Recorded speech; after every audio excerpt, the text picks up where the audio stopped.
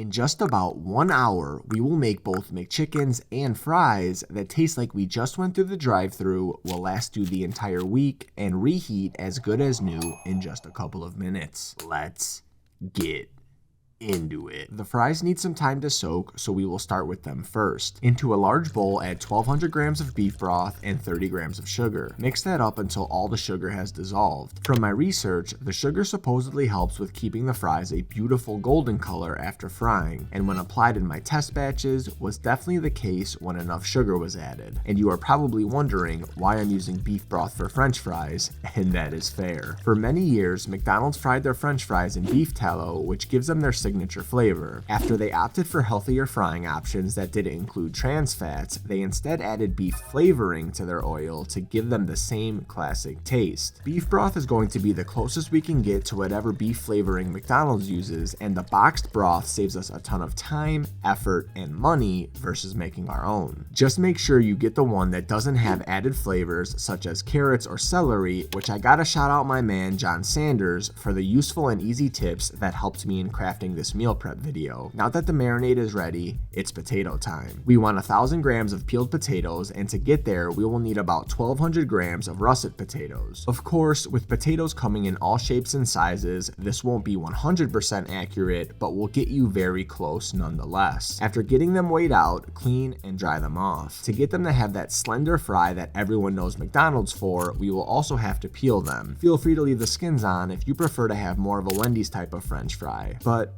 you can't go wrong either way. Once peeled, we will grab a tower cutter for our fries. These will make the perfect McDonald's size fries with one press, but isn't a necessary tool for this recipe. You can either cut them manually into about 3/8 inch by 3/8 inch fries, or slice them thicker if a McDonald's aesthetic doesn't matter to you. When all is said and done, they will still taste the same. I'll link the tower cutter in the description if you are interested. Now let's take all of our potatoes and send them through the slicer. I will usually send 2 potatoes through the tower cutter and then add them to our beef marinade. Once all fries have been added to the marinade, go through the fries and make sure they are spread out and evenly covered. After going through the tower cutter, the potatoes like to stick together. Put the bowl off to the side and let's get our McChickens going. For that, we will need 700 grams of chicken breast. We need to grind the chicken down, and to do this, we will use a food processor.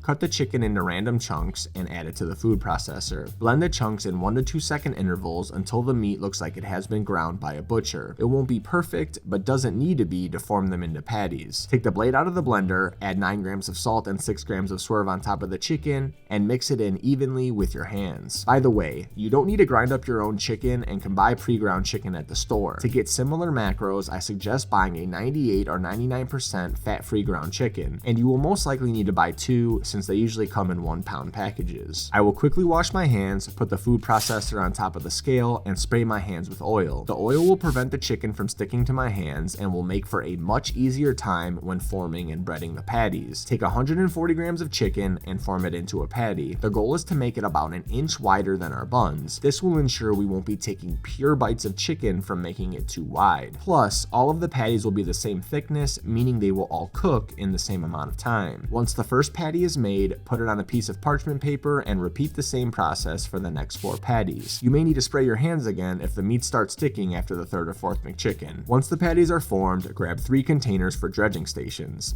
And yes, I know my stations are jank as shit, but that just means if I can do it, you can do it too. In the first container, we are going to add 230 grams of water and 20 grams of cornstarch. In the second container goes 90 grams AP flour, 3 grams garlic, 2 grams paprika, 3 grams salt, 2 grams white pepper, and 3 grams freshly cracked black pepper. If any of you are wondering how I came to get these specific ingredients and amounts, I highly recommend you check out my original video on the matter, but to put it briefly, I did a lot of research and ate a lot of McChickens in the testing process. In the last container, we will add 1 egg, 1 egg white, and 2 grams of baking powder. At this point, we will have to mix everything up with a whisk, so I start with the dry ingredients first and then move on to our wet ingredients. You are going to really have to put some elbow grease into the wet stations to make sure the cornstarch is evenly dispersed and the baking powder breaks down, but within a minute or 2 should be ready to bread. Assign one of your hands as wet, and one of your hands is dry. This will make the dredging process go a hell of a lot easier. Also, put about a quarter of your dry station onto a plate so we have an even easier time breading our moist McChickens. Take your wet hand and grab the first chicken patty, dip it into the first station, and make sure it gets completely soaked. Let the excess liquid drip off and lay the McChicken directly into the second breading station. Pour some of the dry ingredients from the plate on top of the patty, and using your dry hand, press the breading into the patty to really make sure it sticks. Also, using your dry hand, shake the container so that the breading hits the sides of the patty, and once it is completely covered, place it into the last dredging station. Using your wet hand, make sure it is completely covered, let the excess liquid drip off,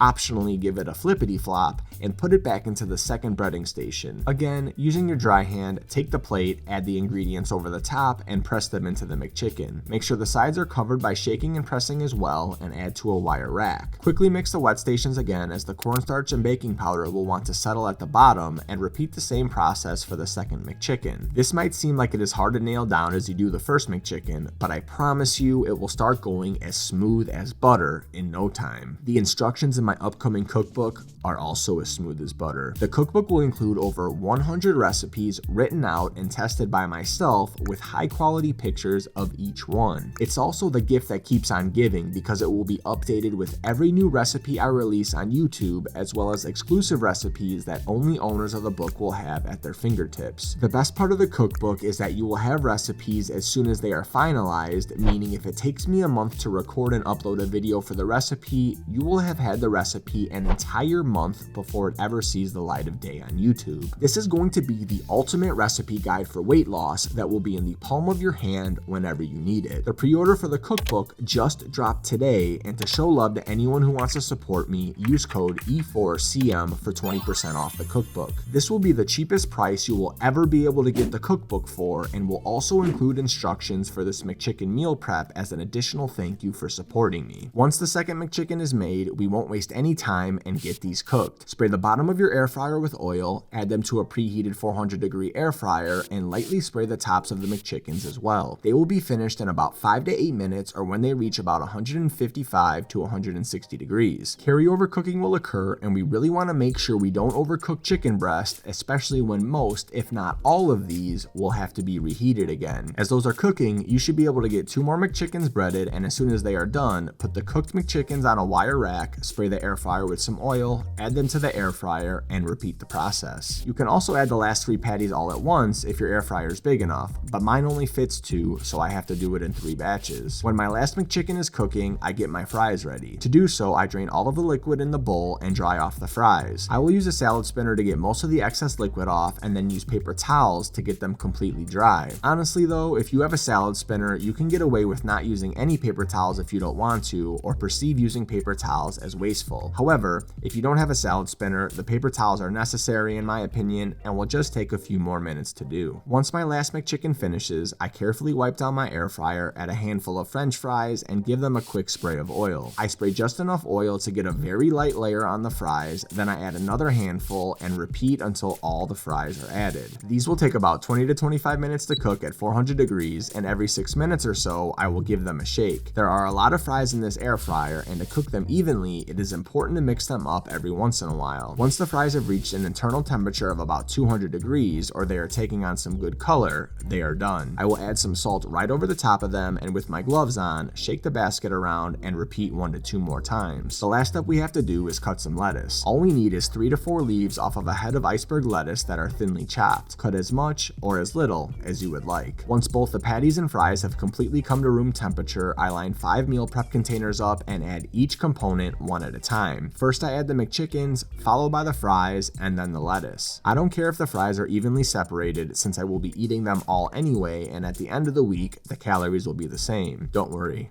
I didn't forget about the mayo. You can add the mayo straight from the jar, but I like having everything in one place, so I add 15 grams of light mayo to a plastic container, put the top on, make a little room in the corner, and add it there. I finish with the lids and put them in the fridge for use whenever I need to eat. I am not sure if it is just these particular meal prep containers containers or this specific meal prep, but surprisingly, even after 6 days in the fridge, the lettuce barely wilted, the mayo was still perfect, and the McChicken and fries were as good as new with just a couple minutes in the air fryer. Speaking of which, when I am ready to eat, I throw the fries and McChicken in a preheated air fryer at 350 degrees for 3 to 4 minutes. While that is cooking, I put a bun in the toaster on the bagel setting so only the inside of the bun gets toasted, and I squeeze about 2 servings of no sugar added ketchup into a small glass bowl. As soon as the fryer goes off, I add the McChicken, mayo, and lettuce between the toasty buns, dump my fries onto the plate, and in less than 5 minutes, it's time to eat what feels like a freshly made McChicken value meal for a fraction of the price